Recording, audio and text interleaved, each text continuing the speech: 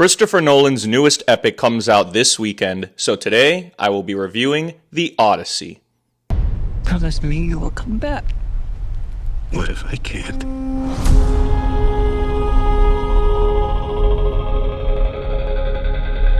Spoiler alert if you haven't seen the movie yet or if you didn't have to read the book when you were in school. When I mentioned epic earlier, I actually meant it because this movie was something to behold. I think this movie can give Sinners a run for its money, being the most nominated movie of all time at the Oscars, because every department comes out swinging. The grand scale of how it looked, the acting of course, the practical effects, the sound, the score, all components of the film felt like everybody was bringing their A game. Let's discuss the actors and the characters first. Obviously Matt Damon was great as Odysseus. Matt Damon. Yes! Yes! Matt Damon. Yes! Yes! Hold on! What? Matt Damon? Yes, Matt Damon! Yes! Yes! Okay. Matt Damon!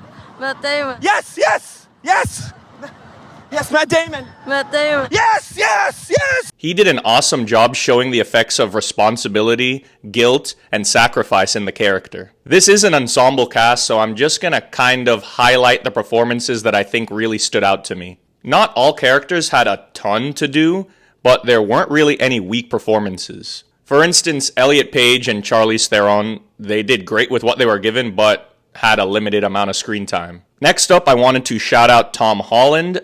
He played Odysseus' son. His character is basically just trying to prove himself worthy of being king of Ithaca in his father's absence. Tom had great chemistry with everybody he interacted with and played the role with grit and determination. Robert Pattinson was one of my favorite characters in the film. He plays this antagonistic suitor to the queen. He's ambitious, manipulative, and Pattinson played him with a certain charm that was very entertaining. I've never really seen Robert Pattinson in this kind of role, and I think he played it excellently.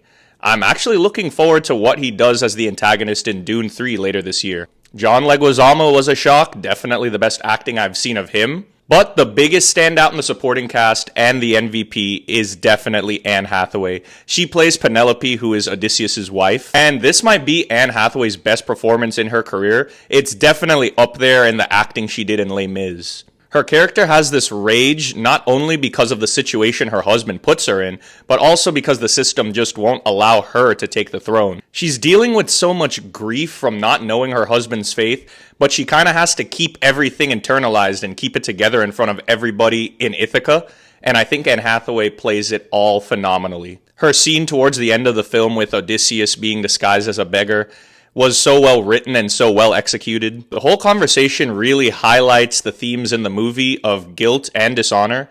The whole third act is really great and satisfying. The costumes and the set pieces look really great as well. The sound was awesome in IMAX. Every battle they were in or storm they had to go through, you felt like you were really there with them. The more mythological scenes in the middle of the movie really worked for me. The scene of them in the cave with the Cyclops and them having to visit Hades were two of my favorite sequences in the whole movie. Those scenes also had this horror element in them that I've never really seen Nolan tackle, but I thoroughly enjoyed it. Let me mention my couple nitpicks I had with this film.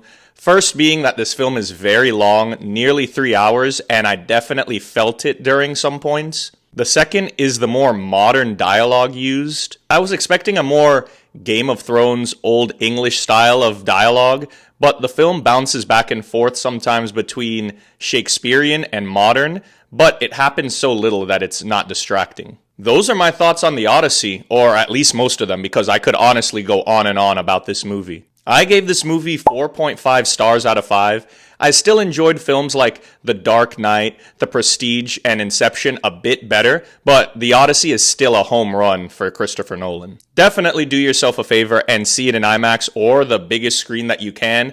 I will catch you all in the next one. Take care.